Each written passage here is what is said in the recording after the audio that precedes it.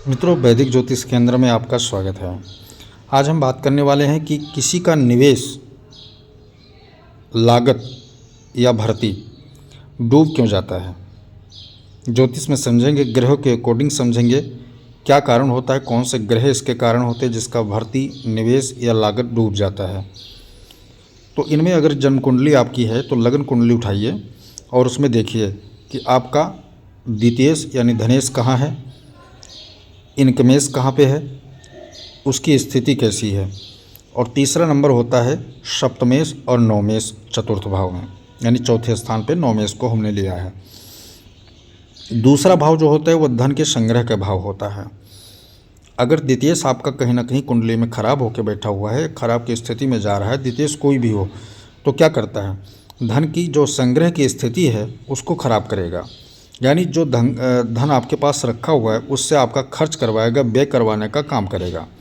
वहीं अगर एकादशेश आपका खराब है तो निवेश को बाधित करेगा, निवेश को बाधा उत्पन्न करेगा। जहाँ आप लागत लगा रहे हैं, निवेश कर रहे हैं, तो उसको प्रॉफिट में ले जाने का ये चांस को है वो बिगाड़ेगा, यानी निवेश को बाधित करेगा, निवेश को कहीं ना कहीं रोड़ा अटकाएगा। सप्तम भाव की बात कर लेते हैं। व्यापारिक भाव है, व्यापार का भाव माना जाता है। तो अगर सप्तमेश खराब होकर बैठा है तो कहीं ना कहीं व्यापार में ही आपका दिक्कत हो जाएगा, क्योंकि निवेश अक्सर व्यापारिक तौर पे होता है। चाहे आप बैंक में निवेश करें, चाहे आप प्रॉपर्टी में निवेश करें, चाहे आप किसी बिजनेस व्यापार में निवेश करें, निवेश होता है। या शेयर बाज़ार में ही क्यों न निवेश करें, तो उसमें कहीं ना कहीं सप्तमेश खराब होने के कारण व्यापारिक तौर पे आपको लॉस लगने का कारण पैदा होगा।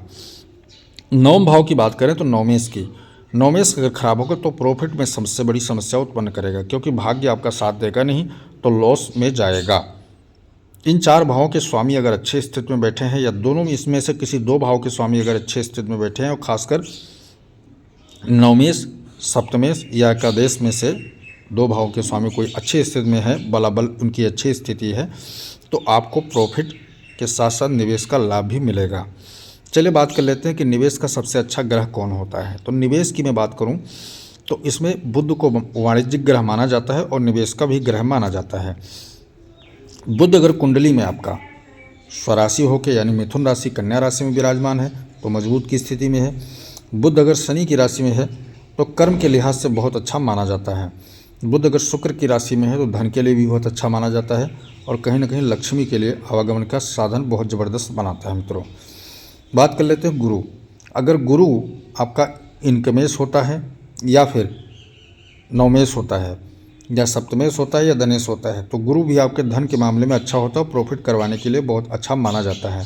ये प्रॉफिट कैसे होगा, बुद्धिमानी के तौर पर लगाया गया पैसा, बुद्धिमान यानी कि सोच विचार कर आप पैसा लगाएंगे तो उसका प्रॉफिट आपको गुरु जो है देवगुरु बृहस्पति करवाएगा। बात कर लेते हैं शनि की। शनि क्या करता है, शनि विचार कम करवाता है, निवेश करवा देता है, और इसी में व्यक्ति का पैसा जो है लंबे टाइम के लिए फंस जाता है, क्योंकि शनि लंबा कार्यकाल होता है शनि का। मंदा ग्रह होने के कारण प्रॉफिट जल्दी आपको नहीं होगा, और इसमें कहीं ना कहीं बोरिंग फील होगा, व्यक्ति को संघर्ष करवाता है शनि। तो अगर एकादशेश से शनि, या फिर नवमेश से शनि, या फिर सप्तमेश से शनि, या द्वितीय से शनि, तो उसके अनुसार आपका धन जो अभी आपके निवेश के द्वारा आपके द्वारा हाथ से गया है उसको आने में टाइम लगेगा। मंद गति शनि को कहा गया है, तो थोड़ा मंदा का अर्थ होता है धीमी धीमी चाल पे धीरे धीरे करके आएगा। लेकिन एक चीज़ पक्का करता है शनि कि आपका जो भी धन गया है वो पाई दर पाई वापस करवाएगा। थोड़ा धीरे करवाता है, संघर्ष करके करवाता है, लेकिन पूरी तरह पैसा वापस आपको करवाएगा। और साथ में शनि क्या करता है कि जो धन जाता है उसमें कई रास्ते भी खोलता है कि आप इसमें भी लगाइए, इसमें भी लगाइए, इसमें भी लगाइए, क्योंकि वहाँ पर ऑप्शन शनि, विकल्प शनि बहुत अच्छा देता है। वहीं बात कर लेते हैं, अगर शुक्र आपका सप्तमेश से, नवमेश से, एकादशी से या द्वितीय से, तो शुक्र क्या करता है, उस पैसे को कई गुना बढ़ा के देने का काम करवाता है।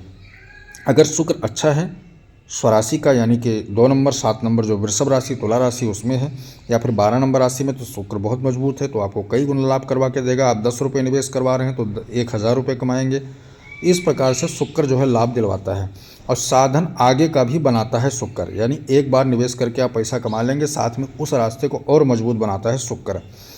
अगर आपका मंगल इन भावों के स्वामी हैं, सप्तमेश से, नवमेश से, या फिर एकादशी से या द्वितीय से, तो आपका धन कोई हड़प नहीं सकता, आपका धन कोई व्यर्थ में गंवा नहीं सकता। आप जितना निवेश करेंगे परसेंटेज के तौर पे आपको उतना लाभ तो नहीं मिलेगा, लेकिन जो धन निवेश आपने सोच कर किया है कि 2% पे हमने किया तो 2% का लाभ आपको वो दिलवाएगा। मंगल खराब हो अगर स्थिति में है तब आपका विवाद हो जाएगा, लफड़ा हो जाएगा। इस कारण से कहीं ना कहीं विवाद में आ करके नुकसान कर बैठते हैं और निवेश आपका फंस जाता है। वहीं पर अगर सूर्य है या चंद्रमा है तो ये अतिशीघ्र लाभ करवाते हैं, लेकिन कम लाभ करवाते हैं। तो इन दोनों ग्रह डिपेंडेंस क्या होता है कि पहले विचार, सूर्य और चंद्रमा अगर आते हैं तो ये विचार करके काम करना चाहिए। ये पहले से एडवाइस देते हैं कि आप विचार करेंगे तो ही मैं प्रॉफिट दिलवाऊंगा, अतिशीघ्र मैं चूँकि दिलवाता हूँ तो आप बिना विचारे अगर करेंगे तो आपका बहुत बड़ा घाटा लग सकता है। सूर्य अगर खराब है, चंद्रमा अगर खराब है तो विचार नहीं करने देता वो। अगर ये दोनों पावरफुल हैं तो आत्मबोधी सूर्य होता है, मनन करने वाला चंद्रमा होता है। ये दोनों व्यक्ति के दिमाग और आत्मा दोनों पर तृप्त करने वाले होते हैं। तो विचार करके व्यक्ति लगाता है और अतिशीघ्र पैसे कमाता है। बात कर लेते हैं राहु ग्रह की। अगर राहु आपके सप्तम भाव में बैठा है, नवम भाव में बैठा है, या इनकम भाव में बैठा है, या फिर धन भाव में बैठा है, तो राहु क्या करेगा? थोक धन दिलाने का काम करेगा, अचानक आपकी किस्मत को बदलने का काम करेगा। यानी आपने मान लिया जाए 10 साल पहले या 5 साल पहले या 3 साल पहले कहीं निवेश किया होगा, तो आपका निवेश का प्रॉफिट जो दिलवाएगा वो राहु इस तरह दिलवाएगा कि कई गुना धन को बढ़ाकर अचानक आपके सामने लाके खड़ा कर देगा। लेकिन राहु वहीं अगर खराब है तो पूरा का पूरा धन ये हड़प कर जाएगा और निवेश आपका चौपट हो जाएगा। निवेश आपका लाभ के मात्रा में प्रकट नहीं होगा। राहु केतु का सेम स्थिति होती है निवेश को खराब करने की और लाभ दिलवाने की। ये लाभ दिलवाते हैं तो उसी निवेश को कई गुना बढ़ा के अचानक आपके सामने रख देते हैं, और जब हानि करवाते हैं तो वो आपका धन पूरी तरह नष्ट कर देते हैं, गायब ही कर देते हैं। यानी उस पर किसी प्रकार का कोई विकल्प नहीं छोड़ते। तो यह रहा मित्रों 9 ग्रहों का निवेशिक तौर पर लाभ और हानि कैसे प्रकट करते हैं निवेश करने के बाद। चाहे आप व्यापारिक तौर पर निवेश करें, बैंक में निवेश करें, प्रॉपर्टी में निवेश करें, यानी किसी भी तरीके से आप अगर निवेश कर रहे हैं तो वो निवेश किस प्रकार आपको लाभ देगा, कौन सा भाव इसका मायने रखता है, वो सारा डिटेल मैंने आपके सामने रखा। वीडियो पसंद आए तो लाइक करें, शेयर करें, सब्सक्राइब करें, साथ में बेल आइकन का बटन जरूर दबाएं ताकि हमारा नया लेटेस्ट वीडियो आप तक जरूर पहुंचे। जय सिया राम।